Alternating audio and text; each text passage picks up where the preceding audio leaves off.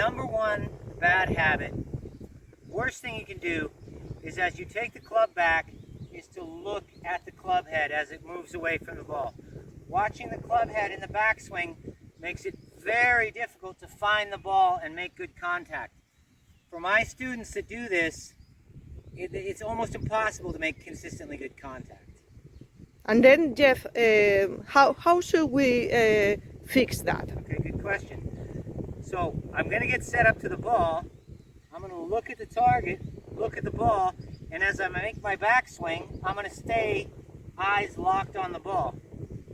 So it's target, ball, and stay on the ball until after impact. Okay, good tip, Jeff. Thank you very much. So we never lose the sight of our ball. That's right. Okay. He spent 10 years in Ukraine working for the CIA. Or was the CIA working for him? Bad habit number 2, decelerating in the short game. It happens when we take the club too far back and our subconscious brain goes, that swing's too long, you're going to hit it past the hole, and so it tells you to slow down and you leave it short. It can happen with a chip, and it can certainly happen with a putt. If your backswing is too long, your brain, the subconscious part of it, tells you, oh, I got to slow down, and that's never a good shot. I don't understand very well because it's something that happens to me, you know, Jeff, and I don't know really how should I do it. I tend to... Whether you're putting or chipping, Gloria, keep your backswing short and accelerate and have a longer follow-through.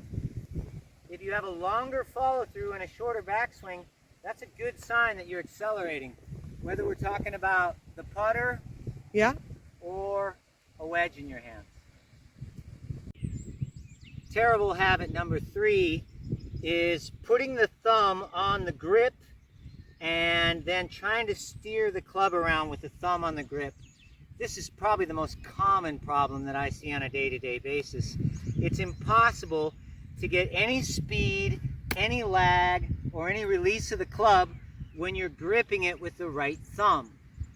And how is the right position, I mean, because I tend I made also... a video called El Gatillo about this. This is a trigger shape Ah. right here. And if you have a grip trainer, which I have, Yes, I have. it's got a big piece of plastic right there that tells you to put your thumb to the side. Exactly. How can you show me again, please?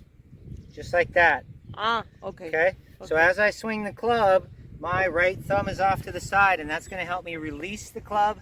That's going to help me swing freely, get some lag, get some snap, and get some release. Controlling the club with the right thumb will only cost you distance, accuracy, and contact. Okay. So make the switch. Okay, I will try, Jeff. Thank you very much. The next terrible habit that's costing you strokes is grounding the club and regripping. So when I ground the club, I push it into the ground. I might even lean on it a little. And what a lot of people do is at that point, they'll let go of the club and re-grip it based on how it's lying on the ground.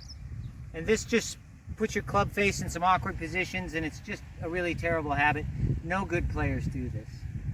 I do that, and I really do not know how to fix it, Jeff. Well, I like to take my grip and check the club face right in front of me and make sure I've got a vertical club face. Right here, I want that line of the leading edge facing straight up. And if I've got that and I've taken my grip, if I want to touch the ground, I'll just tap it, right? Tap, tap, and go, instead of grounding the club. Okay, but then you touch or you don't touch? The ground? Yes? If I touch the ground, I just tap it, okay? Okay. But I don't lean on it and set it in the ground, because then it's going to make it real hard to make a good move away from the ball. You don't put your weight? No. Okay, okay. And I don't let go and regrip. Okay, I understand. The last deadly habit to talk about today is staring at the ball, also known as not looking at the hole. So as I approach the ball, I get very ball focused. I might even give myself a lesson here. Stand here and stare at the ball. I never look at the target. By the time I make my shot, it's usually not very good. Okay? Okay. So what I'd like to do, and this doesn't matter if I'm chipping, putting, driving, or in the fairway, Everywhere. everywhere, Okay. look at the target, Look at the look ball. at the ball, make your swing, okay?